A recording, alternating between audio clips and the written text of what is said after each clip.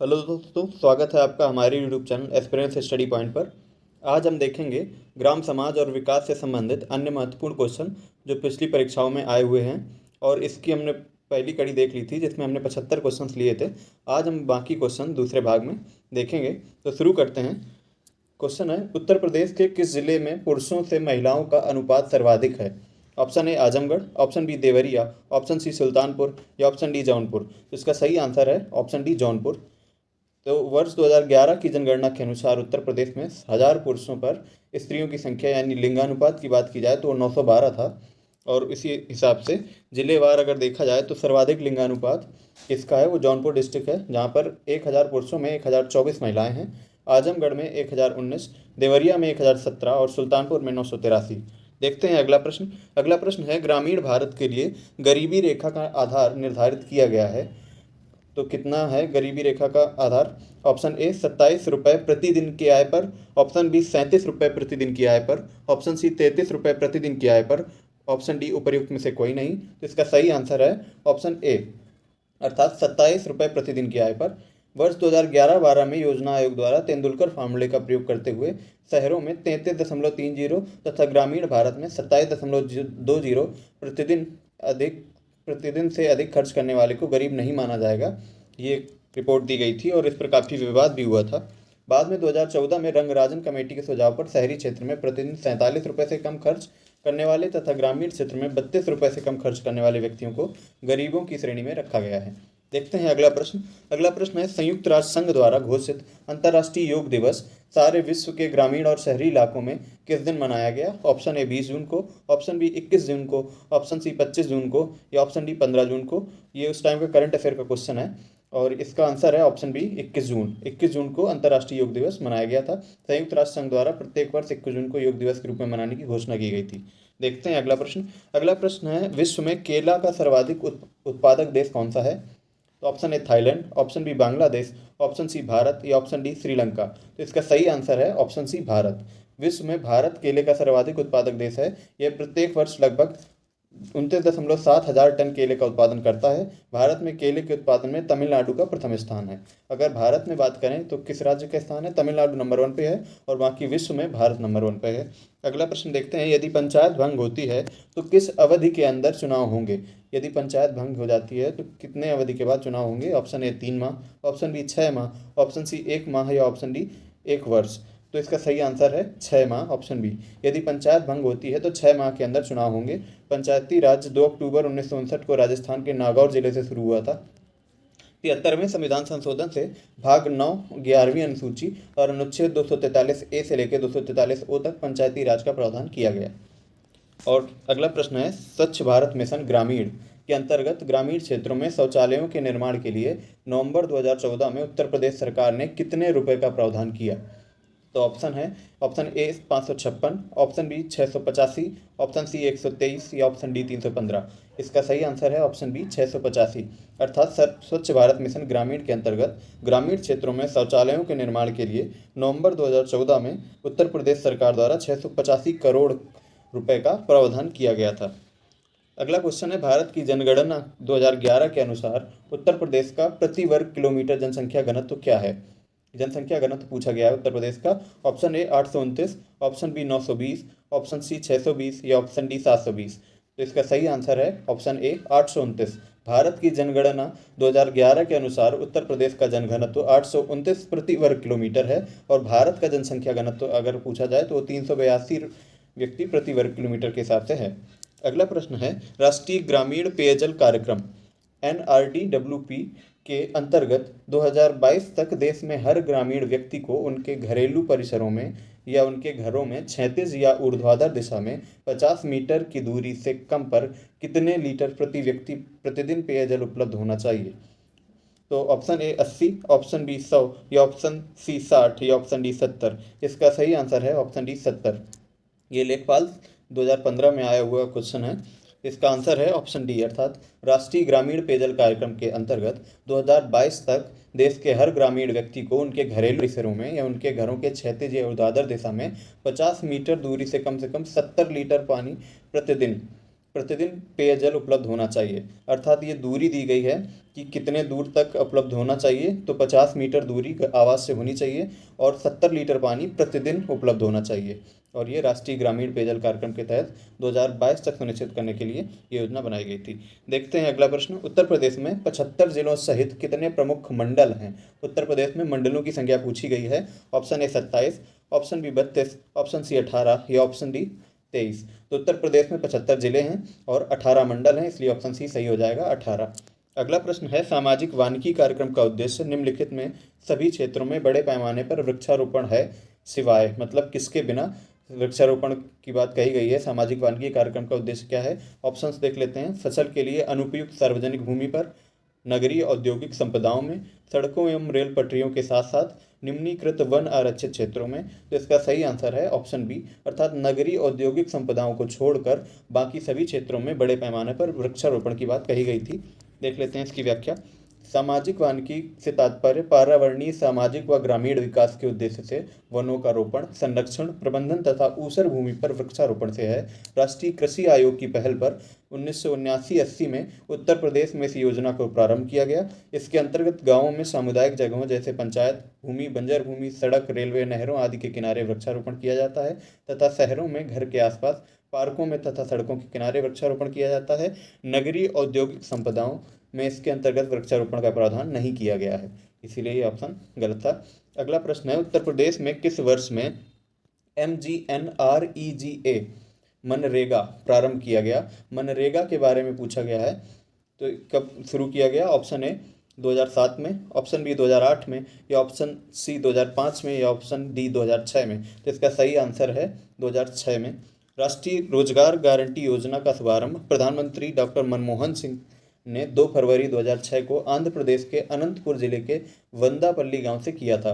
Important है, गांव और डिस्ट्रिक्ट वगैरह पूछे भी जा सकते हैं, ये प्रदेश पूछा जा सकता है। तो आंध्र प्रदेश के अनंतपुर जिले के वंदापल्ली गांव से 2 फरवरी सन 2006 को राष्ट्रीय रोजगार गारंटी योजना का शुभारंभ किया गया था। प्रारंभ में यह योजना 200 जिलों में शुरू की गई थी और 1 अप्रैल 2008 को इसका विस्तार पूरे देश में कर दिया गया। वर्ष 2009 में केंद्र सरकार द्वारा इसका नाम बदलकर महात्मा गांधी राष्ट्रीय ग्रामीण रोजगार गारंटी अधिनियम कर दिया गया, यह योजना कर दिया गया। इस योजना का प्रमुख उद्देश्य ग्रामीण भारत के प्रत्येक परिवार को कम से कम एक सदस्य को 100 दिनों, अब इसको 150 दिनों कर दिया गया है, का श्रम पूर्वक रोजगार की गारंटी प्रदान करना है। इस योजना के तहत देय अकुशल मजदूरी का 100% पोषण केंद्र सरकार करती है, अर्थात ये पूर्णतः केंद्र सरकार द्वारा संचालित है। क्षेत्रफल की दृष्टि से उत्तर प्रदेश का भारत के राज्यों में कौन सा स्थान है?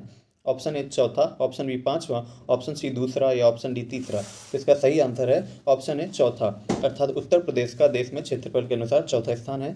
उत्तर प्रदेश का क्षेत्रफल में भारत के क्षेत्रफल का लगभग 7.33% है और क्षेत्रफल की दृष्टि से उत्तर प्रदेश भारत का चौथा राज्य है। और देश के 3 अन्य राज्य जो बड़े हैं उत्तर प्रदेश से, वो है राजस्थान नंबर 1 पे, मध्य प्रदेश नंबर 2 पे और महाराष्ट्र तीसरे नंबर पर क्षेत्रफल में है। जनसंख्या की दृष्टि से उत्तर प्रदेश सबसे बड़ा राज्य है। अगला प्रश्न है, 9वीं पंचवर्षीय योजना 1997 से 2000 तक ग्रामीण क्षेत्रों में BPL बिलो पॉवर्टी लाइन के लिए निश्चित की गई वार्षिक पारिवारिक आय का स्तर क्या था? Option A 25,000, option B 28,000, option C 20,000 या ऑप्शन डी 18,000। इसका सही आंसर है 20,000। 9वीं पंचवर्षीय योजना जो 1997 से 2002 तक थी, ग्रामीण क्षेत्रों में BPL के लिए निश्चित की गई वार्षिक पारिवारिक आय 20,000 रुपये थी। अगला प्रश्न है, उत्तर प्रदेश में प्रमुख रेल इंजनों का संयंत्र कहाँ स्थित है? ऑप्शन ए अलीगढ़ क्षेत्र में, ऑप्शन बी फतेहपुर क्षेत्र में, ऑप्शन सी मुगल सराय क्षेत्र में, या ऑप्शन डी कानपुर क्षेत्र में। तो इसका सही आंसर है मुगल सराय क्षेत्र, ऑप्शन सी। उत्तर प्रदेश का रेल इंजन संयंत्र मुगल सराय क्षेत्र में स्थित है। उत्तर प्रदेश राज्य राजमार्ग भू नियंत्रण अधिनियम किस वर्ष पारित किया गया? ऑप्शन ए 1952 में, ऑप्शन बी 1956 में, ऑप्शन सी 1945 में, या ऑप्शन डी 1947 में। तो इसका सही आंसर है ऑप्शन सी। उत्तर प्रदेश राजमार्ग भू नियंत्रण अधिनियम 1945 में पारित किया गया था। अगला प्रश्न है, अम्बेडकर विशेष रोजगार योजना AVRY के अंतर्गत सामान्य श्रेणी लाभार्थियों के लिए उपलब्ध इकाई लागत प्रतिशतता अधिकतम आर्थिक सहायता यानी सब्सिडी धनराशि क्या है? और 25% और 7,500 रुपये, ऑप्शन बी 33% 7,500 रुपये, ऑप्शन सी 25% 10,000 रुपये, ऑप्शन डी 33% या 10,000 रुपये। तो इसका सही आंसर है ऑप्शन ए 25% और 7,500 रुपये। अंबेडकर विशेष रोजगार योजना AVRY की शुरुआत 1991 में की गई थी। इस योजना का मुख्य उद्देश्य ग्रामीण क्षेत्रों में स्थानीय संसाधनों और आवश्यकताओं को देखते हुए बहुआयामी योजनाओं का निर्माण, विस्तार कर स्थानीय स्तर पर सतत रोजगार के लिए अवसर सृजित करना और ग्रामीणों के पलायन को रोकना है। इसके अंतर्गत सामान्य श्रेणी के लाभार्थियों के लिए उपलब्ध इकाई लागत लगभग 25% और अधिकतम आर्थिक सहायता या सब्सिडी धनराशि 7,500 रुपये थी। देख लेते हैं अगला प्रश्न। अगला प्रश्न है मध्याह्न भोजन कार्यक्रम, मिड डे मील प्रोग्राम जो था, जो स्कूल में चलता है, के अंतर्गत मध्याह्न भोजन के पकाने और परोसने व उपभोग करने में स्वच्छता का ध्यान रखने के लिए जांच पड़ताल कितनी आवृत्ति पर करनी चाहिए, अर्थात कितने दिनों बाद या कितने महीनों बाद इसकी जांच की जानी चाहिए। ऑप्शन ए दैनिक, ऑप्शन बी त्रैमासिक, ऑप्शन सी साप्ताहिक या ऑप्शन डी पाक्षिक। तो इसका सही आंसर है दैनिक। अर्थात मध्याह्न भोजन कार्यक्रम की शुरुआत 15 अगस्त 1995 में की गई थी। मध्याह्न भोजन को पकाने, परोसने व उपभोग करने के लिए स्वच्छता का ध्यान रखने के लिए जांच पड़ताल दैनिक आवृत्ति पर की जाती है, यानी डेली। अगला प्रश्न है एक ग्राम पंचायत में महिलाओं के कितने प्रतिशत पद आरक्षित होते हैं। ग्राम पंचायत में महिलाओं के पदों का आरक्षण कितना होता है, ये पूछा है। Option A 33%, option B 50%, option C 10% या ऑप्शन डी 20%। इसके लिए सही आंसर है ऑप्शन ए 33%। भारतीय संविधान के 73वें संविधान संशोधन द्वारा एक ग्राम पंचायत में महिलाओं के लिए 33% पद आरक्षित किए गए हैं। अगला प्रश्न है उत्तर प्रदेश राज्य के वित्तीय स्वास्थ्य की देखरेख तथा सरकारी लेन देनों में पारदर्शिता लाने के लिए कौन सी वेबसाइट तैयार की गई है। तो option A NIC, option B अर्थशास्त्र, ऑप्शन सी कोशवाणी या ऑप्शन डी सृष्टि। इसका सही आंसर है ऑप्शन सी कोशवाणी।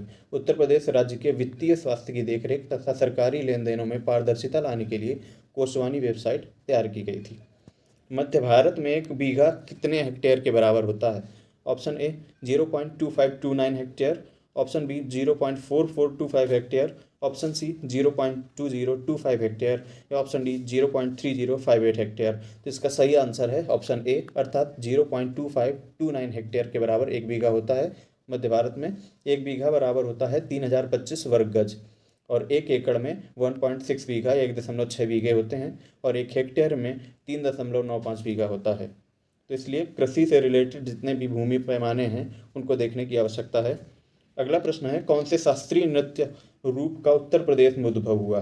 शास्त्रीय नृत्य जो उत्तर प्रदेश में जिसका उद्भव हुआ है वो कौन सा है। ऑप्शन ए है Kuchipudi, option B Ghoomar, option C Kathak या ऑप्शन डी भरतनाट्यम। तो इसका सही आंसर है ऑप्शन सी कथक। कथक जो है उत्तर प्रदेश में इसका उद्भव हुआ है। बाकी भरतनाट्यम तमिलनाडु का शास्त्रीय नृत्य है, कुचिपुड़ी आंध्र प्रदेश का और घूमर राजस्थान का। अगला प्रश्न है जमाबंदी से क्या तात्पर्य है। ऑप्शन ए कृषि प्रलेख, option B mapping sheet, option C भू अधिकारों के प्रलेख या ऑप्शन डी पटवारी के नक्शे की कपड़े की कॉपी। तो इसका सही आंसर है ऑप्शन सी भू अधिकारों के प्रलेख को जमाबंदी कहा जाता है। जमाबंदी भू अधिकारों के प्रलेख होते हैं और जमाबंदी के रजिस्टर में भू मालिकों के नाम, भूमि का क्षेत्र, भूमि मालिकों का शेयर, खेती, किराया, राजस्व, जमीन आदि का वर्णन होता है। अगला प्रश्न है SGSY का पूर्ण रूप क्या है। SGSY का फुल फॉर्म क्या है ये पूछा गया है। ऑप्शन ए स्वर्ण जयंती ग्राम स्वरोजगार योजना, ऑप्शन बी स्वर्ण जयंती ग्राम सड़क योजना, ऑप्शन सी स्वर्ण जयंती ग्राम सुरक्षा योजना या ऑप्शन डी स्वर्ण जयंती ग्रामीण सेवा योजना। तो इसका सही आंसर है ऑप्शन ए, अर्थात SGSY का पूर्ण रूप स्वर्ण जयंती ग्राम स्वरोजगार योजना है। इसकी शुरुआत 1 अप्रैल 1999 को की गई थी और यह एक व्यापक स्वरोजगार कार्यक्रम है जिसका उद्देश्य ग्रामीण निर्धनों के लिए स्वरोजगार के अवसर उपलब्ध कराकर इन्हें BPL से बाहर निकालना है। ये प्रश्न 2015 में आया था, हालांकि ये योजना 1999 में शुरू हुई थी, तो इसलिए आवश्यकता है ग्राम विकास से संबंधित अन्य योजनाएं जो पहले भी शुरू हुई हैं उनको देखने की। अगला प्रश्न है किस मंडल को विश्व के उत्कृष्ट कालीन उद्योगों का केंद्र माना जाता है। Option A Aligarh, option B Azamgarh, option C Mirzapur या ऑप्शन डी देवीपाटन। इसका सही आंसर है ऑप्शन सी मिर्ज़ापुर। विश्व के उत्कृष्ट कालीन उद्योगों का केंद्र मिर्ज़ापुर मंडल को माना जाता है। कालीन व दरियां बनाने का काम मिर्ज़ापुर, भदोही, मथुरा, बरेली, आगरा, सीतापुर, अलीगढ़ आदि जगहों पर होता है। अगला प्रश्न है, उत्तर प्रदेश में लिंगानुपात वर्ष 2001 में 898 और वर्ष 2011 में कितना पहुंच गया। अर्थात वर्ष 2001 की जनगणना के अनुसार लिंगानुपात 898 था और 2011 में कितना हो गया ये पूछा है। ऑप्शन ए 925, ऑप्शन बी 930, या ऑप्शन सी 912, या ऑप्शन डी 922। तो इसका सही आंसर है ऑप्शन सी 912। उत्तर प्रदेश में लिंगानुपात 2001 में 898 और 2011 में 912 तक पहुंच गया और जनगणना 2011 के अनुसार भारत का लिंगानुपात 943 या 943 है। तो अगर भारत का लिंगानुपात पूछा जाए तो 943 है और उत्तर प्रदेश का लिंगानुपात 2011 की जनगणना के अनुसार 912 था। अगला प्रश्न देख लेते हैं, उत्तर प्रदेश में किस प्रकार की मिलें सबसे अधिक संख्या में हैं। किस प्रकार की मिलें हैं। ऑप्शन ए चावल, ऑप्शन बी इस्पात बेलनी, ऑप्शन सी कपड़ा, या ऑप्शन डी चीनी। इसका सही आंसर है ऑप्शन डी चीनी। उत्तर प्रदेश में चीनी मिल सबसे अधिक संख्या में है। वर्तमान में उत्तर प्रदेश में 11 सार्वजनिक क्षेत्र और 100 निजी क्षेत्र की मिलें कार्यरत हैं। अंग्रेजों ने सर्वप्रथम 1903 में प्रतापगढ़ देवरिया में भारत की पहली मिल स्थापित की थी। अगला प्रश्न है, बीपीएल सूचियों में छूटे हुए बीपीएल परिवारों को लाभ पहुंचाने के लिए कौन सी योजना प्रारंभ की गई। Option A Samajwadi pension scheme, option B Mukhyamantri Mahamaya गरीब आर्थिक मदद योजना, ऑप्शन सी समाजवादी आवास योजना, या ऑप्शन डी प्रधानमंत्री रोजगार योजना। इसका सही आंसर है ऑप्शन ए समाजवादी पेंशन योजना। बीपीएल सूची से छूटे हुए बीपीएल परिवारों को लाभ पहुंचाने के लिए समाजवादी पेंशन स्कीम समाजवादी सरकार द्वारा शुरू की गई थी। अगला प्रश्न है, निम्नलिखित में से कौन सा एक उत्तर प्रदेश राज्य के अधीनस्थ न्यायिक सेवा के रूप में कार्य करता है। ऑप्शन ए चंदौली जिला न्यायालय, ऑप्शन बी पीलीभीत जिला न्यायालय, ऑप्शन सी बांदा जिला न्यायालय, या ऑप्शन डी इटावा जिला न्यायालय। उत्तर प्रदेश के राज्य के अधीनस्थ न्यायिक सेवा के रूप में कार्य करने वाले न्यायालय, तो ऑप्शन डी सही है। दिए गए विकल्पों में जिला न्यायालय इटावा उत्तर प्रदेश राज्य के अधीनस्थ न्यायिक सेवा के रूप में कार्य करता है। इसके अतिरिक्त उत्तर प्रदेश के अधीनस्थ न्यायिक सेवा के रूप में कार्य करने वाले अन्य जिला न्यायालय हैं इलाहाबाद जिला न्यायालय और कानपुर देहात जिला न्यायालय। अर्थात 3 जिला न्यायालय अधीनस्थ न्यायिक सेवा के रूप में काम कर रहे हैं, इलाहाबाद जिला न्यायालय, कानपुर देहात जिला न्यायालय और इटावा जिला न्यायालय। अगला प्रश्न है, ब्रिटिश शासन के दौरान उत्तर प्रदेश में भूमि पंजीकरण किस अधिकारी द्वारा किया जाता था। ब्रिटिश शासन के दौरान उत्तर प्रदेश में भूमि पंजीकरण, तो ऑप्शन ए राज्यपाल, ऑप्शन बी लिपिक, या ऑप्शन सी लेखपाल, या ऑप्शन डी काजी। इसका सही आंसर है ऑप्शन सी लेखपाल। लेखपाल के द्वारा ही ब्रिटिश शासन के दौरान उत्तर प्रदेश में भूमि पंजीकरण का काम किया जाता था। अर्थात लेखपाल और पटवारी के द्वारा ये काम किया जाता था। राज्यसभा में कितनी सीटें उत्तर प्रदेश से हैं ये पूछा गया है। Option A 62, option B 29, option C 40, या ऑप्शन डी 31। तो इसका सही आंसर है ऑप्शन डी 31। उत्तर प्रदेश में राज्यसभा की सीटें 31 हैं और लोकसभा में 80 सीट हैं। कौन सी उपभाषा राज्य के पश्चिमी भागों अर्थात रोहिलखंड और ऊपरी दोआब में बोली जाती है। बुंदेलखंडी, खड़ी बोली, अवधी, या ब्रजभाषा। पश्चिमी भागों की बात की जा रही है राज्य के, तो इसके लिए सही आंसर है ऑप्शन बी खड़ी बोली। अर्थात खड़ी बोली रोहिलखंड और ऊपरी दोआब में बोली जाती है। पश्चिमी उत्तर प्रदेश के बरेली, फर्रुखाबाद, रामपुर आदि रोहिलखंड के अंतर्गत आते हैं। और अवधी कहाँ कहाँ बोली जाती है, तो लखनऊ, प्रतापगढ़, फैजाबाद आदि जिलों में अवधी भाषा बोली जाती है। ब्रजभाषा मथुरा, अलीगढ़, फिरोजाबाद आदि डिस्ट्रिक्ट में बोली जाती है। और बुंदेलखंडी झांसी, ग्वालियर, जालौन, हमीरपुर, बांदा इन जिलों में बुंदेलखंडी भाषा बोली जाती है। तहसील स्तर पर सरकारी निकायों को क्या कहा जाता है। ऑप्शन ए पंचायत समिति, ऑप्शन बी ग्राम सभा, ऑप्शन सी ग्राम पंचायत, या ऑप्शन डी नगर पालिका। तो इसका सही आंसर है ऑप्शन ए पंचायत समिति। तहसील स्तर पर सरकारी निकायों को पंचायत समिति कहा जाता है। और पंचायत समिति तहसील या तालुक के रूप में भारत के सरकार में स्थानीय इकाई होती है। ये उस तहसील के सभी गांवों पर समान रूप से कार्य करती है। इसे प्रशासनिक ब्लॉक भी कहते हैं। ये ग्राम पंचायत और जिला परिषद के बीच की कड़ी होती है। तो अगर ग्राम पंचायत और जिला परिषद के बीच की कड़ी का पूछा जाए तो पंचायत समिति इसके बीच की कड़ी है। अगला प्रश्न है, 2011 की जनगणना के अनुसार उत्तर प्रदेश का सबसे अधिक जनसंख्या वाला कौन सा जिला है, कौन सा शहर है, ये पूछा गया है सबसे अधिक जनसंख्या वाला। तो option A Kanpur, option B Lucknow, option C Aligarh, या ऑप्शन डी बरेली। इसका सही आंसर है लखनऊ। अर्थात 2011 की जनगणना के अनुसार उत्तर प्रदेश की जनसंख्या 19,98,12,341 है। उत्तर प्रदेश के सर्वाधिक जनसंख्या वाले 5 जिले जो थे उनमें इलाहाबाद, मुरादाबाद, गाजियाबाद, आजमगढ़ और लखनऊ थे। दिए गए शहरों में लखनऊ की जनसंख्या सर्वाधिक है। वैसे सर्वाधिक जनसंख्या इलाहाबाद जिले में थी जिसका वर्तमान नाम प्रयागराज है। हाल ही में केंद्र सरकार को प्रस्तुत की गई श्री रंगराजन रिपोर्ट के अनुसार क्षेत्रों में कितने रुपए अधिक खर्च करता है उसे गरीब नहीं समझा जाएगा। अर्थात रंगराजन रिपोर्ट में ये कितने रुपए के आधार पर अगर कोई खर्च करता है उसे गरीब नहीं समझा जाएगा, ये बताया गया। ऑप्शन है 32, ऑप्शन बी 43, या ऑप्शन सी 50, या ऑप्शन डी 26। तो इसका सही आंसर है 32। अर्थात 2014 में केंद्र सरकार को प्रस्तुत की गई सी रंगराजन की रिपोर्ट के अनुसार कोई व्यक्ति जो ग्रामीण क्षेत्रों में 32 रुपये से अधिक तथा शहरी क्षेत्रों में 47 रुपये से अधिक खर्च करता है, उससे गरीब नहीं समझा जाएगा। अगला प्रश्न है, उत्तर प्रदेश के निम्नलिखित शहरों में से किससे पीतल उत्पादों का अधिकतम निर्यात किया जाता है? किससे पीतल उत्पाद सर्वाधिक अधिकतम निर्यात किए जाते हैं उत्तर प्रदेश से? Option A Moradabad, option B Varanasi, option C Kanpur, या ऑप्शन डी लखनऊ। जिसका सही आंसर है ऑप्शन ए मुरादाबाद। मुरादाबाद में पीतल के सर्वाधिक निर्यात पीतल का किया जाता है। तो मुरादाबाद से पीतल के उत्पाद, कलात्मक आभूषण, बोन ज्वेलरी वगैरह बनाई जाती है। वाराणसी की अगर बात करें तो रेशम, ऊनी हस्तशिल्प, लकड़ी के खिलौने आदि बनाए जाते हैं। कानपुर में चमड़ा उत्पाद, सॉफ्टवेयर, रसायन और हैंडलूम का काम किया जाता है। और लखनऊ में मिनिएचर पेंटिंग और फ्लोरिकल्चर, आयुर्वेदिक औषधि और हर्बल औषधि वगैरह का काम किया जाता है। इसके लिए 1 डिस्ट्रिक्ट 1 प्रोडक्ट वाली जो स्कीम है उसको देखने की आवश्यकता है। उत्तर प्रदेश के कितने जिलों में विभाजित है, ये पूछा गया है। उत्तर प्रदेश में कितने जिले हैं? ऑप्शन ए 75, ऑप्शन बी 85, या ऑप्शन सी 95, या ऑप्शन डी 65। तो इसका सही आंसर है 75। उत्तर प्रदेश में 75 जिले हैं और 18 मंडल हैं। और अंबेडकर विशेष रोजगार योजना AVRY के अंतर्गत परियोजना की इकाई लागत किससे कम नहीं होनी चाहिए? इससे रिलेटेड पहले भी क्वेश्चन आ चुका है। तो ऑप्शन ए 60,000 रुपये, ऑप्शन बी 75,000 रुपये, ऑप्शन सी 1,00,000 रुपये, ऑप्शन डी 50,000 रुपये। तो अंबेडकर विशेष रोजगार योजना की शुरुआत 1991 में की गई थी। इस योजना का मुख्य उद्देश्य ग्रामीण क्षेत्रों में स्थानीय संसाधनों आवश्यकताओं को देखते हुए बहुआयामी योजनाओं के निर्माण, विस्तार कर स्थानीय स्तर पर सतत रोजगार के अवसर सृजित करना और ग्रामीणों के पलायन को रोकना है। इस परियोजना की इकाई लागत 50,000 से कम नहीं होनी चाहिए। अब पूछा गया, सुल्तानपुर में सामाजिक वानिकी योजना की कुशल कार्यप्रणाली के लिए केंद्रीकृत डाटाबेस की समस्या का समाधान करने की पहल कौन सी है? ये पहल का नाम पूछा गया है। ऑप्शन ए राष्ट्रीय प्रतिदर्श सर्वेक्षण संगठन, ऑप्शन बी जिला उद्योग केंद्र, ऑप्शन सी क्षेत्रीय ग्रामीण बैंक, और ऑप्शन डी राष्ट्रीय सूचना केंद्र। तो इसका सही आंसर है option D national informatics centre. राष्ट्रीय सूचना केंद्र ने सुल्तानपुर में सामाजिक वानिकी योजना की कुशल कार्यप्रणाली के लिए केंद्रीकृत डेटाबेस समस्या का समाधान करने की शुरुआत की है। अगला प्रश्न है, उत्तर मध्य रेलवे का मुख्यालय कहाँ है? उत्तर मध्य रेलवे का मुख्यालय पूछा गया है। Option A Jhansi, option B Allahabad, option C Ghaziabad, या ऑप्शन डी आगरा। तो इसका मुख्यालय इलाहाबाद वर्तमान प्रयागराज में है। उत्तर मध्य रेलवे का मुख्यालय इलाहाबाद में तथा पूर्वोत्तर रेलवे का मुख्यालय गोरखपुर में है। अगला प्रश्न है, भारत में किस शहर को विश्व का सबसे पुराना शहर माना जाता है?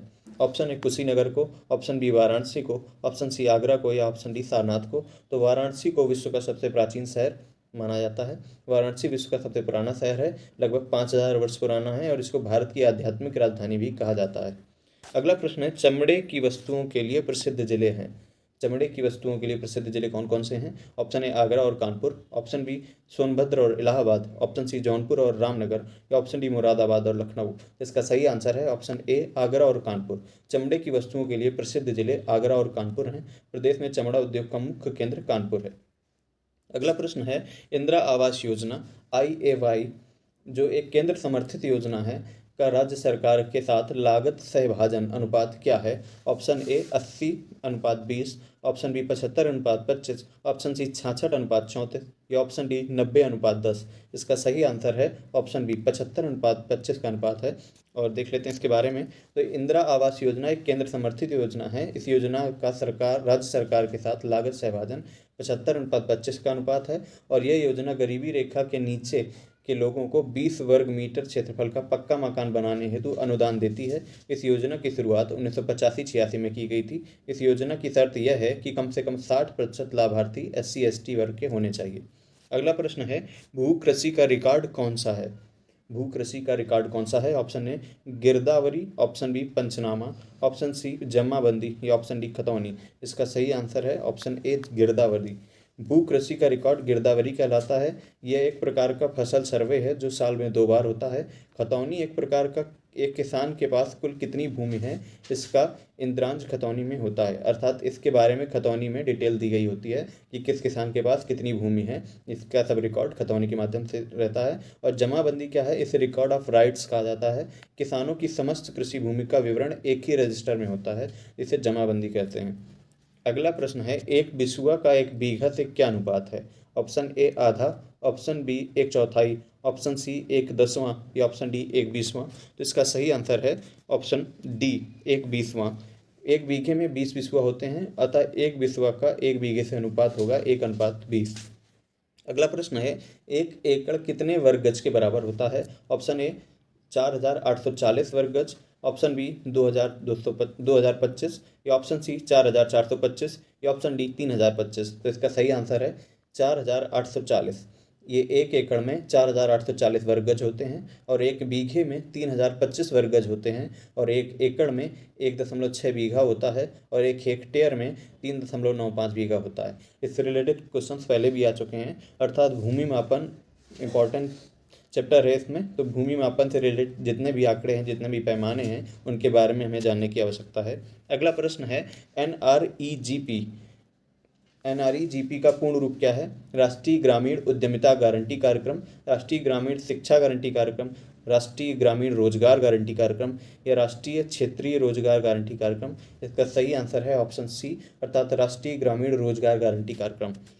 एनआरईजीपी का पूर्ण रूप राष्ट्रीय रोजगार गारंटी कार्यक्रम है। इस योजना का शुभारंभ प्रधानमंत्री डॉक्टर मनमोहन सिंह ने 2 फरवरी 2006 को आंध्र प्रदेश के अनंतपुर जिले से वंदापल्ली गांव से किया था और बाद प्रारंभ में 200 जिलों में शुरू किया गया और 1 अप्रैल 2008 से इसको देश भर में लागू कर दिया गया। 2009 में केंद्र सरकार द्वारा इसका नाम बदलकर महात्मा गांधी राष्ट्रीय ग्रामीण रोजगार गारंटी अधिनियम कर दिया गया, अर्थात मनरेगा इसी के नाम से जानते हैं, मनरेगा कहते हैं इसको। और इस योजना का प्रमुख उद्देश्य ग्रामीण भारत के प्रत्येक परिवार को कम से कम एक सदस्य को 100 दिनों, अब उसको 150 दिन कर दिया गया है, का श्रम पूर्वक रोजगार की गारंटी प्रदान करता है। इस योजना के तहत देय अकुशल मजदूरी 100% पोषण केंद्र सरकार द्वारा करती है। ये क्वेश्चन पहले भी आ चुका है, अर्थात ये मोस्ट इम्पॉर्टेंट है कि ग्रामीण विकास की जो भी योजनाएं चल रही हैं पहले से और वर्तमान में भी जो नई योजनाएं लॉन्च हुई हैं उनको देखने की आवश्यकता है। अगला प्रश्न है, जिला अस्पतालों के लिए भारतीय लोक स्वास्थ्य मानकों के अनुसार 10 लाख जनसंख्या वाले प्रत्येक जिले में कम से कम कितने बिस्तर होने चाहिए? Option A 195, option B 300, option C 350 या ऑप्शन डी 50। इसका सही आंसर है ऑप्शन बी 300। जिला अस्पतालों के लिए भारतीय लोक स्वास्थ्य मानकों के अनुसार 10 लाख जनसंख्या वाले प्रत्येक जिले में कम से कम 300 बिस्तर होने चाहिए।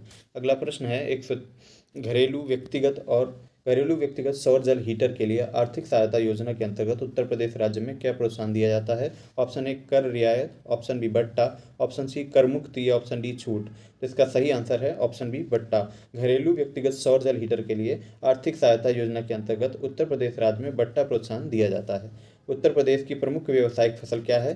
तो इसका सही आंसर है ऑप्शन बी गन्ना, अर्थात उत्तर प्रदेश की प्रमुख व्यावसायिक फसल की बात की जाए तो वो गन्ना है। गन्ना उत्तर प्रदेश की प्रमुख व्यावसायिक फसल है। प्रदेश के कुल कृषि योग्य भूमि पर लगभग 13% भाग पर गन्ने की खेती की जाती है और उत्तर प्रदेश में सबसे अधिक चीनी मिलें हैं। एक ग्राम में ग्राम के वार्डों से चुने गए कितने सदस्य होते हैं जिन्हें पंच कहा जाता है? ऑप्शन ए 5 से 20, ऑप्शन बी 7 से 17, ऑप्शन सी 10 से 20 या ऑप्शन डी 5 से 9। इसका सही आंसर है ऑप्शन बी, अर्थात 7 से 17। एक ग्राम पंचायत में ग्राम वार्डों से चुने गए 7 से 17 सदस्य होते हैं जिन्हें पंच कहते हैं। अगला प्रश्न है, उत्तर प्रदेश के उच्च न्यायालय के मुख्य न्यायाधीश की नियुक्ति करता है, अर्थात उत्तर प्रदेश के उच्च न्यायालय के मुख्य न्यायाधीश की नियुक्ति कौन करता है? ऑप्शन ए प्रधानमंत्री, ऑप्शन बी भारत का राष्ट्रपति, ऑप्शन सी सर्वोच्च न्यायालय का मुख्य न्यायाधीश या ऑप्शन डी राज्यपाल। तो इसका सही आंसर है ऑप्शन बी भारत का राष्ट्रपति। उत्तर प्रदेश के उच्च न्यायालय के मुख्य न्यायाधीश की नियुक्ति भारत का राष्ट्रपति करता है। अनुच्छेद 217 के अनुसार भारत के मुख्य न्यायाधीश और राज्य के राज्यपाल के कहने पर राष्ट्रपति उच्च न्यायालय के मुख्य न्यायाधीश की नियुक्ति करता है। वॉल्टर मॉर्गन उत्तर प्रदेश के उच्च न्यायालय के पहले मुख्य न्यायाधीश थे और वर्तमान में उत्तर प्रदेश के उच्च न्यायालय के मुख्य न्यायाधीश गोविंद माथुर हैं।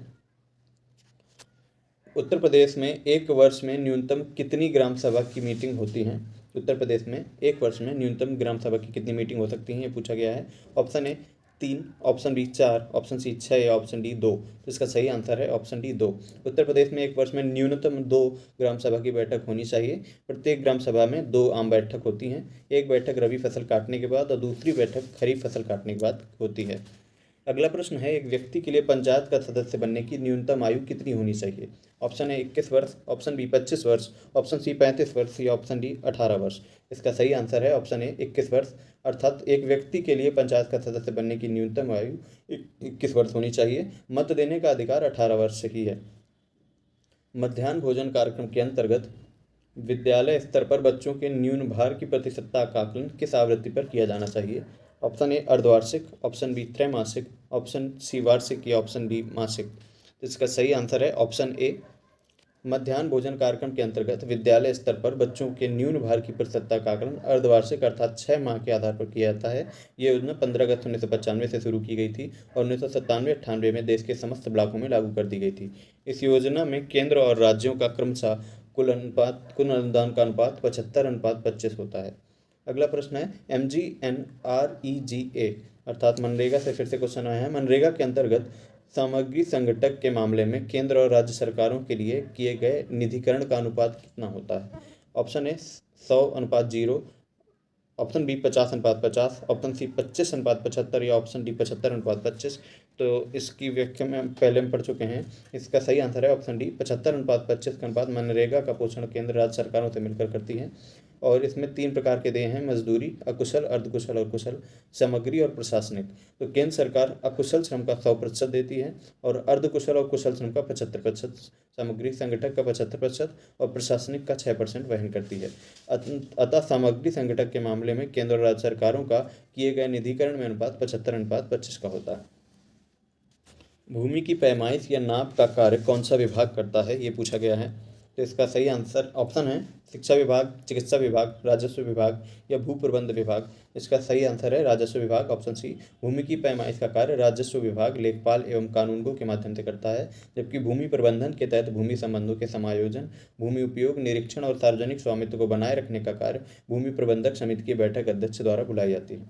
अगला प्रश्न है भूमि का उपयोग करने में एवज किसानों को वसूल किया जाने वाला टैक्स है।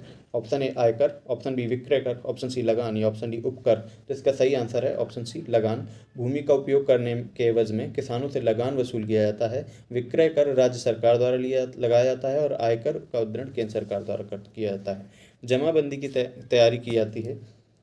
ऑप्शन ए 8 प्रतियों में, ऑप्शन बी 4 प्रतियों में, ऑप्शन सी 2 प्रतियों में या ऑप्शन डी 6 प्रतियों में। इसका सही आंसर है ऑप्शन सी 2 प्रतियों में। जमाबंदी 2 प्रतियों में तैयार की जाती है। अतः अभिलेखों के अधिकार से संबंधित है जो भूमि अभिलेख को स्पष्ट करता है। इसी व्यवस्था के तहसील द्वारा प्रत्येक गाँव के लिए किया जाता है। इसकी 2 प्रतियों में एक सरकार के पास और दूसरी पटवारी के पास रखी जाती है। अगला प्रश्न है भूमि के विक्रय के समय मुद्रांक शुल्क लगाया जाता है। ऑप्शन ए भूमि के आकार के आधार पर, भूमि की कीमत के आधार पर, ऑप्शन सी भूमि की किस्म के आधार पर या ऑप्शन डी उपरोक्त में से कोई नहीं। तो इसका सही आंसर ऑप्शन डी है, उपरोक्त में से कोई नहीं। इसकी व्याख्या देख लेते हैं। ऑप्शन डी है भूमि के विक्रय के समय मुद्रांक शुल्क अर्थात स्टाम्प शुल्क भारतीय स्टाम्प अधिनियम 1899 के आधार पर आरोपित किया जाता है। स्टाम्प शुल्क भूमि बाजार की कीमत और अनुबंध मूल्य पर लगाया जाता है। धरातल पर मापी गई 36 दूरियों, कोणों और ऊंचाइयों को मानचित्र पर प्रदर्शित करने की कला को क्या कहते हैं? ऑप्शन ए मानचित्र कला, ऑप्शन बी सर्वेक्षण कला या ऑप्शन सी मानचित्रांकन या ऑप्शन डी धरातल प्रदर्शन कला। तो इसका सही आंसर है ऑप्शन बी सर्वेक्षण कला। ध्यातव्य है कि धरातल पर मापी गई 36 दूरियों और कोणों तथा उनकी ऊंचाइयों को मानचित्र पर प्रदर्शित करने की विधि को सर्वेक्षण कला कहते हैं। अगला प्रश्न है एक कृषि खेत के मापन की सर्वोत्तम विधि क्या होती है? ऑप्शन ए जरीब द्वारा, ऑप्शन बी प्लेन टेबल द्वारा, ऑप्शन सी प्रिज्मेटिक कंपास द्वारा या ऑप्शन डी थियोडोलाइट द्वारा। तो इसका सही आंसर है जरीब द्वारा। एक कृषि खेत के मापन हेतु जरीब का प्रयोग किया जाता है। एक जरीब बराबर 55 गज होता है और एक जरीब के वर्ग को 1 बीघा कहते हैं। कुटीर ज्योति योजना से निम्नलिखित में से कौन सा कार्यक्रम संबंधित है? ऑप्शन ए ग्रामीण बेरोजगार युवकों को रोजगार दिलाना, ऑप्शन बी ग्रामीण क्षेत्रों में कुटीर उद्योगों को प्रोत्साहन देना, ऑप्शन सी ग्रामीण क्षेत्रों में ग्रामीण गरीबी रेखा से नीचे जीवन यापन करने वाले परिवारों को विद्युत उपलब्ध कराना या ऑप्शन डी उपर्युक्त सभी। तो इसका सही आंसर ऑप्शन सी है, अर्थात कुटीर ज्योति योजना का जो उद्देश्य है, जो संबंधित है, वो ग्रामीण क्षेत्रों में गरीबी रेखा से नीचे जीवन यापन करने वाले परिवारों को विद्युत उपलब्ध कराने से है। और ये योजना भारत सरकार द्वारा 1899, 1888 और 89 में शुरू की गई थी। अगला प्रश्न है पूसा बोल्ड किस्म किसकी है? ऑप्शन ए धान की, ऑप्शन बी सरसों की, ऑप्शन सी गेहूं की या ऑप्शन डी अरहर की। तो इसका सही आंसर है ऑप्शन बी सरसों। पूसा बोल्ड ये सरसों की एक प्रजाति है। सरसों की अन्य प्रमुख प्रजातियां पूसा वैगनी, पूसा वरुणा, पूसा महक या पूसा अग्रणी हैं। नाबार्ड जो एक ग्रामीण विकास के लिए ऋण देता है वह एक विभाग है, बोर्ड है, एक खंड है या एक बैंक है? तो नाबार्ड एक बैंक है। नाबार्ड का फुल फॉर्म है national bank for agriculture and rural development, जो कि कृषि और ग्रामीण क्षेत्रों से संबंधित शीर्ष वित्तीय संस्था है। संस्था की स्थापना 12 जुलाई 1982 को की गई थी। अगला प्रश्न है, देश के प्रथम राज्य कृषि विश्वविद्यालय SAUS का कहाँ स्थित है, ये पूछा गया है। ऑप्शन ए लुधियाना में, ऑप्शन बी पंतनगर में, ऑप्शन सी हिसार में या ऑप्शन डी जबलपुर में। देश का प्रथम राज्य कृषि विश्वविद्यालय पूछा गया है, तो इसका सही आंसर है ऑप्शन बी पंतनगर। देश का प्रथम राज्य कृषि विश्वविद्यालय पंतनगर उत्तराखंड में स्थित है और 17 नवंबर 1960 को इसकी स्थापना की गई थी। वर्ष 1992 में इस विद्यालय का नाम बदलकर गोविंद वल्लभ पंत कृषि एवं प्रौद्योगिकी विश्वविद्यालय कर दिया गया। भारत की प्रमुख खाद्यान्न फसलें हैं। खाद्यान्न फसल भारत की कौन सी है प्रमुख? ऑप्शन ए आलू, ऑप्शन बी टमाटर, ऑप्शन सी चावल या ऑप्शन डी ज्वार। तो इसमें सही आंसर होगा ऑप्शन सी चावल। भारत की प्रमुख खाद्यान्न फसल चावल है। भारत चावल की फसल के अंतर्गत विश्व में सर्वाधिक क्षेत्र 43 मिलियन हेक्टेयर रखता है। सबसे अधिक प्रोटीन किस में पाया जाता है, ये पूछा गया है। ऑप्शन ए अरहर में, ऑप्शन बी सोयाबीन में, ऑप्शन सी गेहूं में या ऑप्शन डी उर्द में। तो इसका सही आंसर है ऑप्शन बी सोयाबीन। सबसे अधिक प्रोटीन सोयाबीन में पाया जाता है। सोयाबीन एक दलहनी फसल है, किंतु इसकी उपयोगिता के कारण इसे तिलहनी वर्ग के फसलों में रखा जाता है। सोयाबीन में 20 से 25% तेल और 40 से 45% प्रोटीन पाया जाता है। अगला प्रश्न है, देश का प्रथम कृषि विज्ञान केंद्र कहाँ है? Option A Pantnagar, option B Kanpur, option C Ludhiana या ऑप्शन डी पुदुचेरी। देश का प्रथम कृषि विज्ञान केंद्र पूछा गया है, इसका सही आंसर है पुदुचेरी।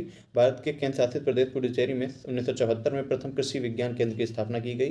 भारत में कृषि विज्ञान केंद्रों की स्थापना 1973 में गठित मनमोहन सिंह मेहता समिति की रिपोर्ट के आधार पर की गई थी। जबकि भारत का प्रथम कृषि विद्यालय की बात की जाए तो पंतनगर उत्तराखंड में है। खरीफ ऋतु की फसलें हैं। कौन सी खरीफ ऋतु की फसलें हैं? ऑप्शन ए चना मटर मसूर, ऑप्शन बी ज्वार बाजरा ढैंचा, ऑप्शन सी आलू सरसों फूल गोभी या ऑप्शन डी उपर्युक्त में से कोई नहीं। इसका सही आंसर है ऑप्शन बी ज्वार बाजरा और ढैंचा। ये खरीफ की फसल के अंतर्गत आते हैं। खरीफ की फसल जून जुलाई के मध्य बोई जाती है और अक्टूबर नवंबर के मध्य में काट ली जाती है। धान के लिए सर्वाधिक उपजाऊ मिट्टी कौन सी है, ये पूछी गई है। ऑप्शन ए दोमट, ऑप्शन बी बलुई, ऑप्शन सी काली या ऑप्शन डी जलोढ़। तो इसका सही आंसर है ऑप्शन ए। धान की खेती के लिए सर्वाधिक उपजाऊ मिट्टी दोमट है। बलुई मिट्टी में खीरा, ककड़ी, तरबूज इत्यादि पैदावार सर्वाधिक होती है। कपास के लिए काली मिट्टी को अच्छा माना जाता है और जलोढ़ मिट्टी धान, गेहूं, गन्ना, दलहन तिलहन के लिए उपयुक्त होती है। तो धन्यवाद दोस्तों, आज हमने देख लिए ग्राम समाज और विकास अर्थात ग्रामीण जानकारी से संबंधित जो question previous years question paper में आए हुए हैं। और ये क्वेश्चन मोस्ट इंपॉर्टेंट हैं जो कि आए हुए हैं, ये बार बार रिपीट भी होते रहते हैं, तो इनको देखने की हमें सर्वाधिक आवश्यकता थी। और ये इसका दूसरा पार्ट था। इससे पहले हमने पहला पार्ट देख लिया है और इससे पहले आए हुए सारे इंपॉर्टेंट क्वेश्चन इसमें कवर कर लिए गए हैं। इसी तरीके के लेखपाल सीरीज से संबंधित अन्य क्वेश्चन आंसर सीरीज के लिए हमारे चैनल को लाइक करें, शेयर करें, सब्सक्राइब करें। धन्यवाद।